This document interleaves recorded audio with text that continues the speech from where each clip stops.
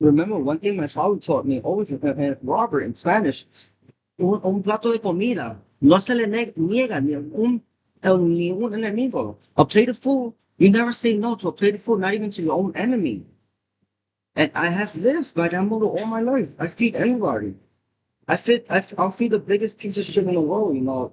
If you guys don't, if you guys, they fed many plates of food to you guys, you know. You guys act like I'm beneath you. But Broadway queens, oh my god, pass me over my turmeric, man. All right. I wanted to talk about POS system, POS, the point of service systems that we order our in restaurants and everything. It's our own enemy. I know we invented them, and my father and my uncle and my uncles are the spearhead of POS systems. But when you give PS to small businesses, you have to know it's not an inventory control thing, and because everybody's so uptight with the POS system that they don't know how to give sometimes. And trust me, the POS system is a hostage situation for some people sometimes. I don't think that we have to give out things, but it's a hostage situation, the POS system. Um, trust me, trust me, it's a really bad POS system. Sometimes it's a bad thing because those business owners go crazy with that POS system, and that's an excuse for them to hold hostage situations on everybody. I want the workers really, bro. And then it puts on it holds it creates constriction between and what's the tension between the employer and the owner and the employees and everything. Um, it's something that we have to do a training guide on and be more open in our past business schools and our classes. You know. All right. So I want to talk about the owner of Applebee's.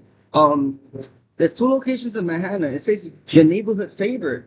First of all, neighborhood. Neighborhood is a community. It's a small community, and everybody knows each other. Like everybody knows your name. You cheers. And in the community, you help each other out no matter what. Neighborhood helps out each other out no matter who you are, no matter political party, no matter sexual orientation, no matter race, no matter nation, no matter who you are, they help each other. It's one owner. He's a 67-year-old, straight, male, single, no kids, originally from Cleveland, Ohio, now resident of Boca Raton, a lifelong Democrat, worth $2.4 billion. His first restaurant opened in 1992 in Sacramento, California. He worked it himself. His father gave him $275,000 to open his restaurant. Applebee's is and one of my favorites. Define neighborhood. He has no university. He never donated a dollar to charity, but he donated $275,000, the same amount that his dad gave him to open Applebee's to the Joe Biden campaign. To Joe Biden, Mr. David Rallo. That I want to go on now. Touch on Dallas Barbecue. First opened in Times Square on December 1998. The owner, 71-year-old, a male, no kids, never married, from a wealthy family in Charlotte, South Carolina. He never worked. His father died at the age of 65, and he left them $27.1 million dollars in a $1.2 million Fort Lauderdale home. Now he has a net worth of $97.1 million. More than he's Caucasian. He has a couple of locations. His parents were lifelong Republicans. He's a lifelong Democrat. He's a resident of Rahway, New Jersey on 103 Price Street. He drives a 2012 Mercedes. I have seen him 27 times. And he can't give me dollars for barbecue for free. A nice neighbor of mine from Rahway. And he knows the people I know in Rahway and then believe them. Anyway, now we're going to go to the Darden Group. It composes of 7 different restaurants: Red Lobster, Bahama Breeze, Bonefish Grill, Carrabba's, and much more. It's two owners of the Darden Group, but the main owner is a lifelong Democrat. He opened the group in 1997 with Red Lobster, his first restaurant. He's a 67-year-old gay male originally from Green Bay, Wisconsin. The only child, his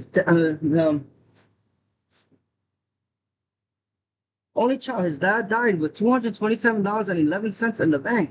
At 18, he decided to move to New York. He left with $37.11, arrived on January 7th, 1976 to New York City. He was homeless for 27 days. He suffered the most. I don't have a bad feeling about him, but this is then the restaurant always the restaurants are always pointing. His first restaurant was Red Lobster in Islip, New Jersey, which I had to work. I had the privilege to work on the first restaurant he opened up as a waiter on June 20th, 2007 for a little over 6 months.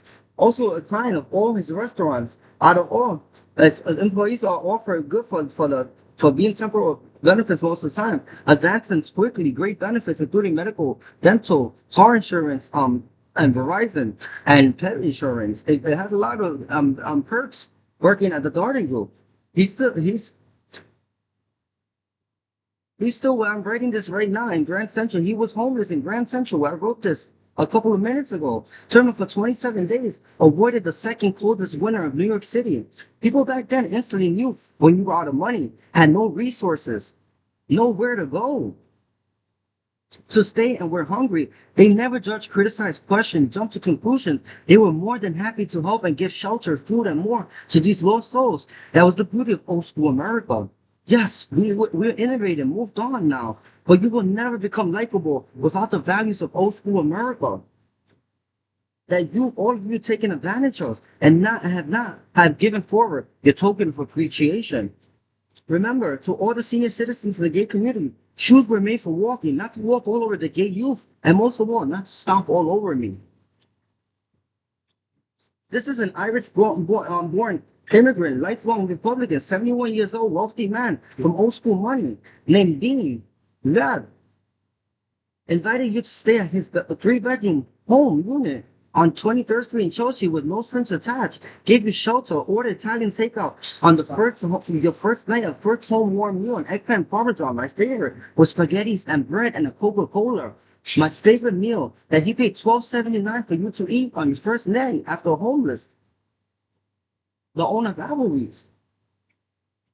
The owner, he had a big CD with bread and a garden salad and Diet Coke. Mr. Ladd passed away on December 7, 2009 of stage 4 pancreatic cancer.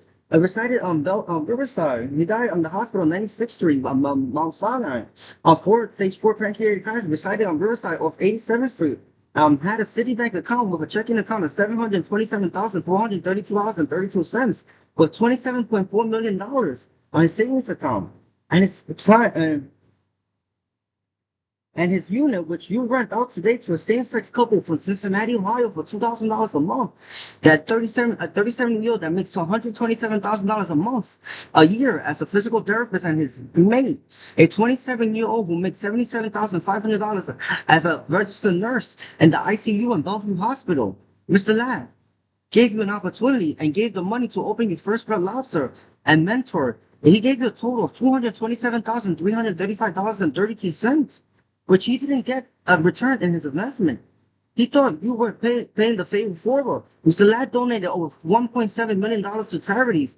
You have donated $0 to charity. You donated $150 to Joe Biden's campaign on Saturday. It's past that you were thinking about sending your donation to the Joe Biden campaign the following Monday when you cleared your books. This time for $250,000, Mr. Applebee's. We're a resident of Woodbridge, New Jersey since 2001. I have seen you 17 times. I have spoken to you once for 17 minutes. How many minutes have you ever spoken to Joe Biden? Have you met Joe Biden? Well, you met me. And you liked me when I was 22 years old at Menlo Park Mall in Edison, New Jersey, waiting for a table at Cheesecake Factory.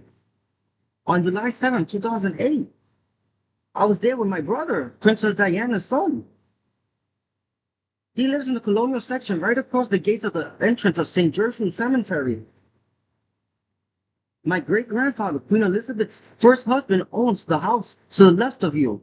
The owner of St. Gertrude Cemetery, my great-grandfather, will you show me the right example today? Or will you fall in the playpen or be the role model?